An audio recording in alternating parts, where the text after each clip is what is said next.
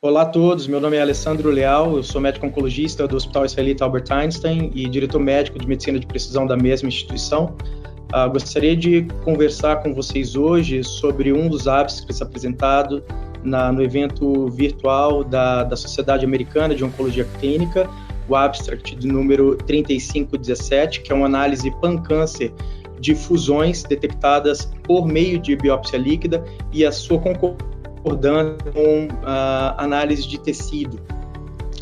Nós sabemos que a análise de fusões em genes que codificam para quinases oncogênicas tem se tornado cada vez mais importante, tanto para o uso de terapias já aprovadas, quanto para o diagnóstico de resistência adquirida a terapias-alvo.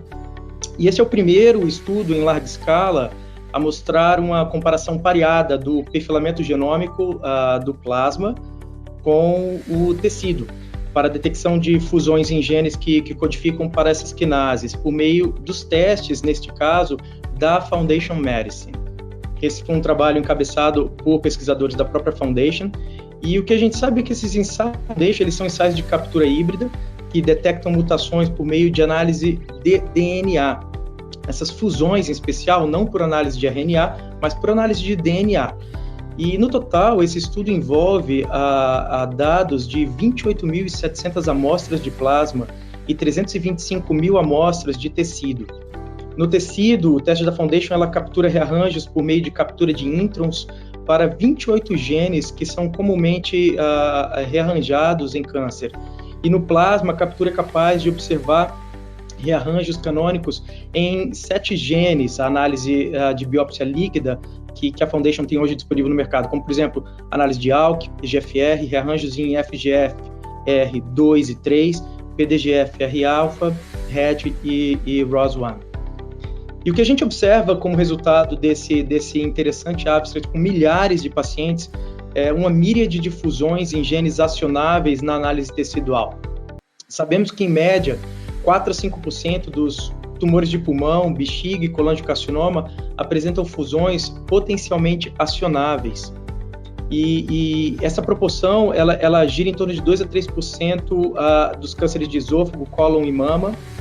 A gente sabe que quando a gente olha para os pares mais comuns, para bexiga, por exemplo, isso é FGFR3 com TAC-C3, ML4-ALK em pulmão, por exemplo, em pulmão também seguido de RET com KIF5B e FGFR2 com BICSL1 em colangiocarcinoma.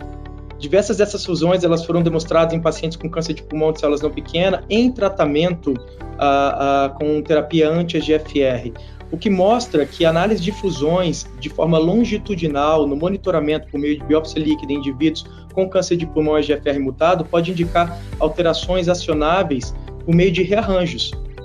Como esperado, a maioria da concordância ela se dá quando a gente compara a biópsia líquida com a análise de tecido. Ela se dá quando essas biópsias são feitas com um intervalo de tempo curto, ou seja, onde não há uma evolução clonal esperada e uma maior dificuldade de se ter um achado discordante. Então, só para ter uma ideia, quando essa análise ela é feita em até 30 dias, uma análise de tecido com análise de biópsia líquida, de DNA tumoral circulante, até 88% a 90% de concordância, o que é um dado que a gente já sabia de coortes menores, mas essa coorte com 28 mil casos é um dado extremamente relevante. E a gente sabe também que é maior a concordância de amostras de plasma que apresentam maior fração de DNA tumoral circulante.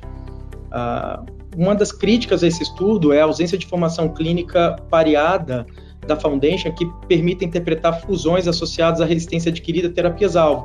Sabemos hoje, por exemplo, que é possível você ter, em pacientes que recebem terapia anti-EGFR, esses rearranjos em ALK, em ROS, em RET, mas dados mais precisos com outras terapias-alvo são ainda escassos. Por exemplo, FGFR2, rearranjos de FGFR2 é comum em pacientes recebendo inibidores CDK4/6 em câncer de mama, mas ainda há muito dado clínico escasso que precisa ser correlacionado. O que a gente pode falar desse estudo na prática? Que a análise de DNA tumoral circulante para a detecção de fusão em genes que codificam para quinases, ele é factível e confiável por meio dessas biópsias líquidas. Quanto maior a carga tumoral do paciente, maior é a chance da gente detectar uma fusão no sangue por questões óbvias, a maior fração de DNA tumoral circulante, maior carga tumoral do doente. E para câncer com elevada frequência de rearranjos, como pulmão, bexiga, colangiocarcinoma, testes adicionais devem ser realizados para análise de tecido, tanto no tecido quanto no plasma, para a gente tentar detectar essas fusões. Só como um exemplo, existem algoritmos hoje em alguns hospitais onde no câncer de pulmão, de bexiga, onde a gente encontra 4 a 5% de rearranjo como uma mutação driver, se a gente não detecta nada de mutação driver em câncer de pulmão, bexiga ou até colangiocarcinoma, existe um teste no algoritmo próprio para tentar se utilizar RNA, sequenciamento por RNA, para se detectar outros tipos de teste, para se detectar fusões não canônicas que possam ser acionáveis a agentes hoje aprovados ou em teste. Eu acho que a mensagem que fica aqui é: biópsia líquida é factível para se detectar fusões na mesma intensidade que se detecta hoje análise de tecido com DNA. Muito obrigado a todos pela audiência.